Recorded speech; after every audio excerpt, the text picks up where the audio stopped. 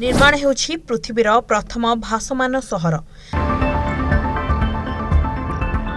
विशाल जहाजरे तैयारी हेबो एही सहर।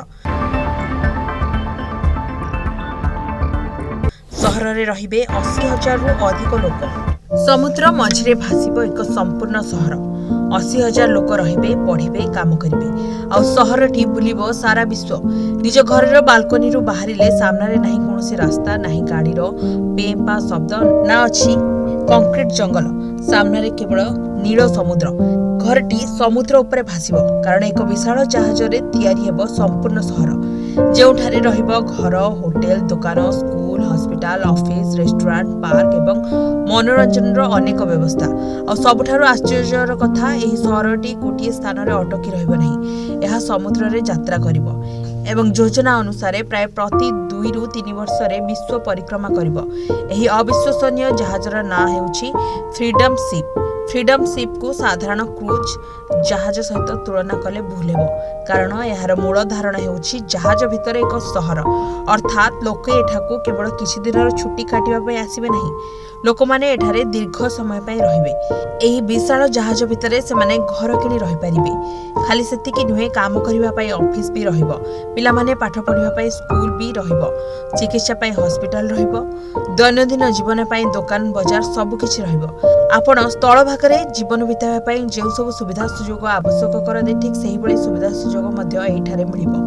ଏହି ପ୍ରକଳ୍ପକୁ ଏତେ ଚର୍ଚ୍ଚିତ କରିବାର ଏକ ବଡ଼ କାରଣ ହେଉଛି ଏହାର ପ୍ରସ୍ତାବିତ କ୍ଷମତା।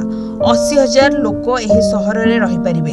ଏଥିରେ ସ୍ଥାୟୀ ବାସିନ୍ଦା, କର୍ମଚାରୀ ଏବଂ ଅନ୍ୟ ଯାତ୍ରୀମାନେ ରହିବାର ସୁବିଧା ମଧ୍ୟ ଯୋଗାଇ ଦିଆଯିବ। ଅର୍ଥାତ୍ ଏହା କେବଳ ଏକ ବଡ଼ ଜାହାଜ ନୁହେଁ, ଏହାର ଜନସଂଖ୍ୟା ଏକ ଛୋଟ ସହର ସହିତ ତୁଳନୀୟ ହୋଇପାରେ। ଏବେ ପ୍ରଶ୍ନ ଉଠୁଛି, ଏତେ ବଡ଼ ଜାହାଜରେ ଲୋକମାନେ କ'ଣ କରିବେ?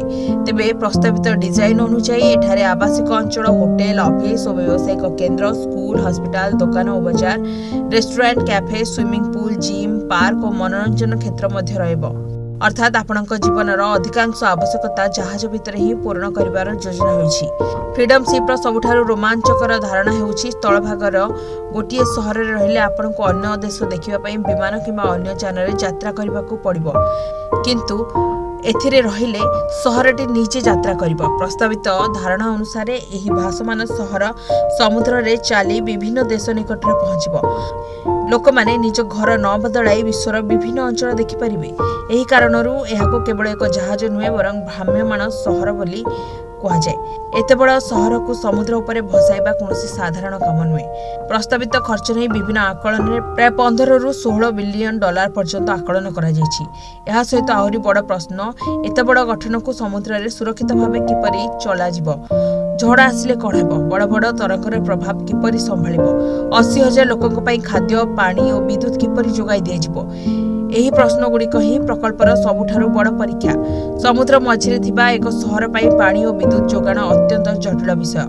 सेथिपई एपरि एक प्रकल्प को चलाइबा पई समुद्र जल विशोधन, नवीकरण योग्य शक्ति, वर्ज्य परिचालना एवं प्रदूषण नियंत्रण भली प्रजुक्ति अत्यंत गुरुत्वपूर्ण हेबो। जदि एही सहर समुद्र रे यात्रा करछि, तेबे प्रश्न उठुछि एहा केउ देशर आईन पालन करिवो, केउ देशर पताका तळे एहा चलिवो, एठारे रहुतबा लोकंक आईनगत अधिकार कोन हेबो, कर व्यवस्था किपरि रहबो, आईन श्रृंखला किपरि रहबो?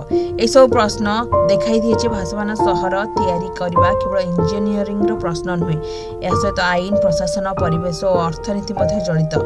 फ्रीडम शिप विषय रे वर्ष वर्ष धरि आलोचना होई आसुछि, किंतु एहा एपर्यंत निर्मित होई नाही। एही प्रकल्पर धारणा विभिन्न समय रे आगो को आसीछि एवं एहाकु नै इंजीनियरिंग और अर्थनैतिक संभावना नै आलोचना होइछि। एहाकु विश्वर प्रथम भासमान सहर बोली कहिबा अपेक्षा विश्वर प्रथम भासमान सहर भाबे प्रस्तावित एक विशाल प्रकल्प बोली कहिबा अधिक सठिक रहबो। आज जहा हमकु कल्पना भली लागुछि, आसंता काली एहा होई पारे गोटी सहरर नक्शा। ब्यूरो रिपोर्ट, जनगण टीवी।